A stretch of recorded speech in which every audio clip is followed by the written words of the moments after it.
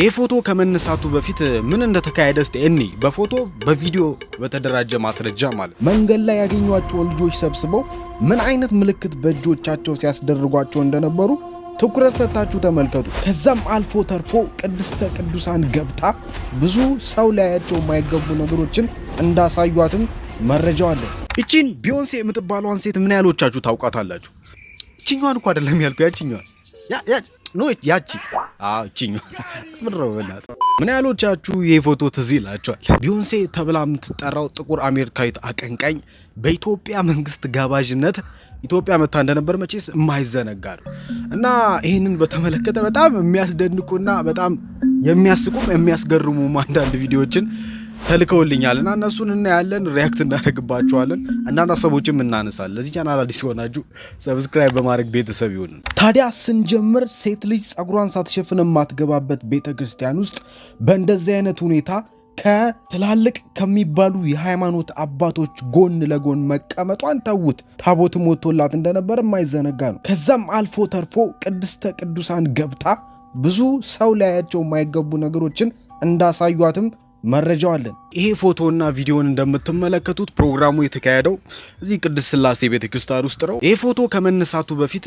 ምን እንደተካሄደ እስቲ እኒ በፎቶ በቪዲዮ በተደራጀ ማስረጃ ማለት ነው እና ወቅቱ እንደሚታወቀው የኢትዮጵያ ሚሊኒየም ነበር። 2000 ዓመተ ምህረት ገባ። በጣም ትልቅ ድግስ ለማዘጋጀት መንግስትም እየተሯሯጠ ነበርና አንድ ሀሳብ መጣላቸው ማለት ነው። አዲስ ፓርክ የሚባል ድርጅት አለ። በነገራችን ላይ ሚሊኒየም አዳራሽ ካያችሁ ፑልፒታቸው ወይም ደግሞ መድረኩ ላይ ሲቆሙ የመጽሐፍ ምናምን የሚቀመጥበት ፑልፒቱ ላይ አዲስ ፓርክ የሚላልና በዋናነት ይሄ ድርጅት ነው እቺን ሴትንም ሲጠራ ውልም ያፈራረማቸው ማለት ነውና ቢዮንሴ የምትባለዋን ዘፋኝና አንድ ሉዳክሪስ የሚባል ደግሞ ራፐር አለ። ፊልሞችን ይሰራል የምትመለከቱት ማለት ነው። ፋስት ኤንድ ፊሪየስ ላይ ምናምን አለ። በጣም ታዋቂ ራፐር እንዲሁም ደግሞ ፊልም አክተር ነው። እነዚህ ሰዎች ለምን አይመጡም ተባለ ማለት ነው። የሀገራችን ዘፋኞች ብዙ አይመጡንም ነው። ለ2000 ገብቷል። በእንግሊዘኛ የሚሆን አንደኛ ደግሞ ሰይጣንም ይበል የሆነ ነገርም ይጨመርበት። ኢትዮጵያ ደግሞ እስከ መቼ ተቀድሳ ትችላለች? አንዳንዴም ሰይጣኖች እየመጡ ያበላሿት። እንደምትመለከቱት ኤርፖርት ላይ ደገስ ተደርጎ ነው የተቀበሏት። በራሷ ፕራይቬት ፕሌን የመጣችው ከራሷ ክሩ ጋር ማለት ነው። እዚህ ጋር በጣም የሚያስደንቀው ይህን ቪዲዮ ተመልከቱት። በመንገድ ላይ እየተጓዙ ሳለ መኪናቸውን አቁመው መንገድ ላይ ያገኟቸውን ልጆች ሰብስበው ምን አይነት ምልክት በእጆቻቸው ሲያስደርጓቸው እንደነበሩ ትኩረት ሰጥታችሁ ተመልከቱ። አይነ መስፈን ብቻ ነው የመጣችው። ኧረ እባክሽ። ኮንሰርቱ ማታ ሆኖ ቀን ላይ አንድ የእርዳታ ድርጅት ጎብኝታለች እና ይሄ ደጉድ ሳማሪታን የሚባለው በዚህ ሴት አማካኝነት የተመሰረተ በሰዓቱ ጥሩ ስራ ይሰራሉ ከሚባሉ ሰዎች ውስጥ እቺ ሴት ትመደብ ነበርና ያው በዋነኛነት ቢዮንሴ እሷ ጋር ጉብኝት አደረገች። የገንዘብ ድጎማም እንዳደረገች እናውቃለን።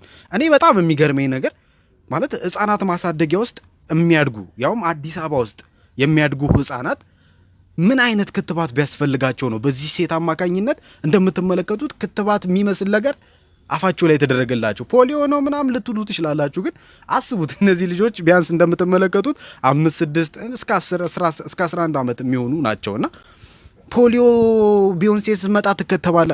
ዞር በይቺ ዝንብ ደግሞ የቢዮንሴ ደጋፊ ናት መሰለኝ።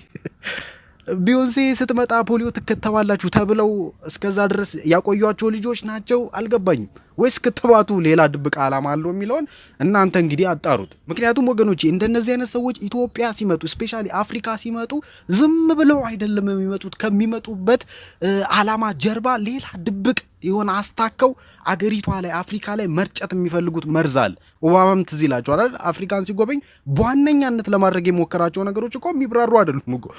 እንደውም አንድ ወቅት ላይ ትዝ የሚላችሁ ከሆነ የሆነ ሀገር ሄዳሉ ሙጋቤ የነበሩበት ሀገር እዛ በቃ ወንድ ለወንድ መጋባት አለበት ምናምን ብሎ ሲናገር እሳቸው ደግሞ ትንሽ ቆምጨጭ ያሉ ናቸው።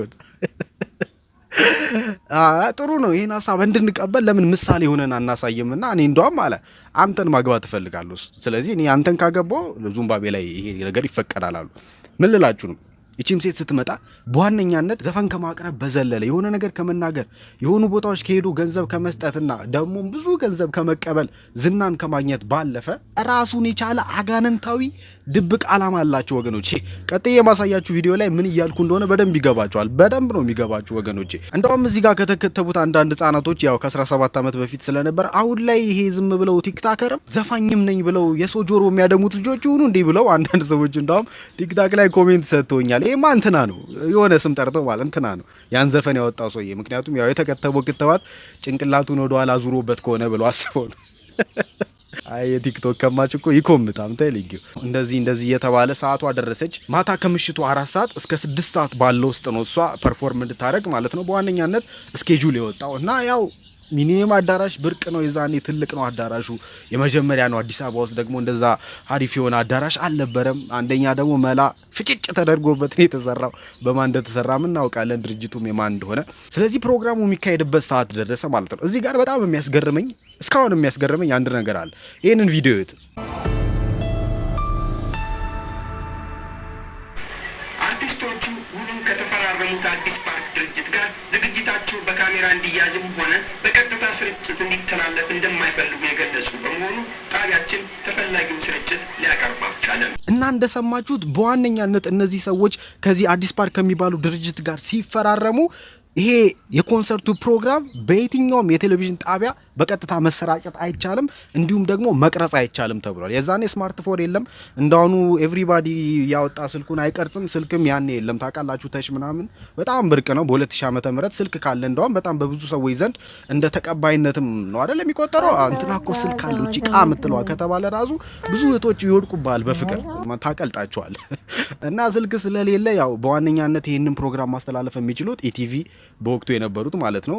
እነሱ ግን ሞቼ እገኛለሁ ብለው ተፈራርመው አስፈርመው ነው ፕሮግራሙን ያካሄዱት። ምን ይሄ ስርጭት በቀጥታ መሰራጨት የለበትም፣ እንደውም መሆን ካለበት እኛ ራሳችን ቀርጸን አሁን የማሳያችሁን ዶክመንተሪ ራሳቸው የሰሩትና ራሳቸው የለቀቁት ነውና እዚህ ጋር የምትመለከቷቸው ቪዲዮዎችም ከዛ የተወሰዱ ናቸው። ቪዲዮ መተላለፍ የለበትም ተባለ ማለት ነው። እና ለምን ይሄ ፕሮግራም በቀጥታ ስርጭት አይካሄድ ብለው እነዚህ ሰዎች አሰቡ ብላችሁ እስቲ ዝም ብላችሁ ገምቱ። በቀጥታ ስርጭት ከተላለፈ ብዙ ችግር ሊያመጣባቸው እንደሚችል እነሱም አስቀድመው አያችሁ አውቀዋል። እና ዋነኛ ዓላማቸው ዘፈን ማቅረብ ስላልሆነ ዘፈኑን ከማቅረብ ጀርባ ይሄ አፍሪካ ውስጥ ያለውን በተለይ በዛ ሰዓት የነበረውን ዩዝ ይሄ ያንግ ጄኔሬሽን አይምሮ የመቆጣጠር ዋነኛ ፕላን ነበራቸው። እንግዲህ አንድ ዘፈን የዘፈነችው ትዝ የሚላችሁ የነበራችሁ ሰዎች ነበርሽ መሰለኝ አልነበርሽም? ሕፃን ነበርሽ? ጭቃ ያቦካሽ ነበር። እና ቢዮንሴ መድረክ ላይ ያቀረበችው ዘፈን ሻኪራ ከምትባለዋ ዘፋኝ ጋር አብራ የዘፈነችው ቢዩቲፉል ላየር የሚል ወይም ደግሞ ቆንጆ ወይም ቆንጆዋ ውሸታም እንደሚባል አይነት ማለት ነው ትርጓሜ እንግዲህ በኔ ሲተረጎም ያን ዘፈን ነበር ያቀረበችው። ስለ ዘፈኑ ሌላ ቪዲዮ እንሰራለን የራሱን የቻለ ነገር ስለሆነ ማለት ነው። እና ሁሉ ነገር የተጠናና በአግባቡ የተቀናበረ ነበር ወገኖቼ። ዘፈን ብቻ አልነበረም እቺ ሴት ያቀረበችው። ታዲያ በመጨረሻም ህዝቡን ለማስደሰት በወቅቱ በጣም ፌመስ የነበረ አንድ ዘፈን ነበር አለ የዛን ጊዜ የወጣ የቴዲ አፍሮ አበባዮሽ የሚለው ዘፈን ማለት ነው። እሱ ተከፈተ፣ በሱ ዘፈን መንቀሳቀስ ጀመሩ።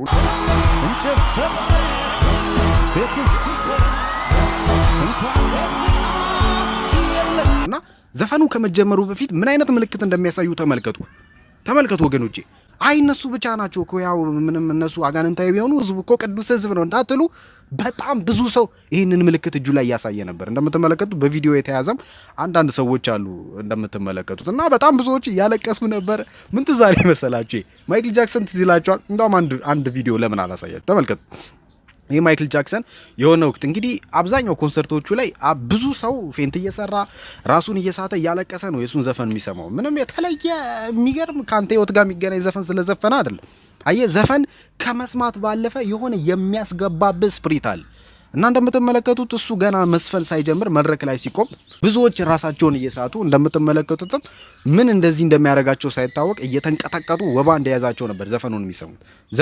ዘፈን ብቻ ሳይሆን ከዘፈኑ ጀርባ ራሱን የቻለ የዘፈን አጋንንት የሚባላል የሰዎችን አይምሮ የሚቆጣጠር ሰዎችን ማኒፕሌት የሚያደርግ እስረኛ የሚያደርግ አያችሁ። የነሱን ዘፈን ብቻ እየሰማችሁ የሚገርም ዘፈን አይ ጥሩን የዘፈነችው ድምፁ አሪፍ ነው ከማለት በዘለለ ያኔን የገባቸው እነዚህ ሰዎች አሁንም እኛ ሀገር እያመጡት ስለሆነ ነው አንዳንድ ዘፋኞች ይህንን ሀሳብ ማንሳት ያስፈልጋል። አሁን ላይ እኛ ሀገርም ያሉ ዘፋኞች ወገኖቼ በደንብ አድርገው ሰውን እንዴት የነሱን ዘፈን ከመስማት አልፎ እነሱን እንዴት ማምለክ እንደሚጀምር በሰነ ስርዓት እያጠኑ ነው እየሰሩ ያሉት። አያችሁ ሁላችንም በሃይማኖታችን እኮ ብንጸና ባለንበት ሃይማኖት ወጥረን ሃይማኖታችንን ብንከተል እኮ አንዳንድ ዘፋኞችን አስቁመን ወደ ሃይማኖታቸው እንመልሳቸው ነበር። ምክንያቱም ዘፈን ይውላችሁ ወገኖቼ ሰሚ ካላገኘ አየር ላይ ነው የሚቀረው። ይህ ቪዲዮ ከተመቻችሁ ላይክ፣ ሰብስክራይብ በማድረግ ቤተሰብ ይሁኑ።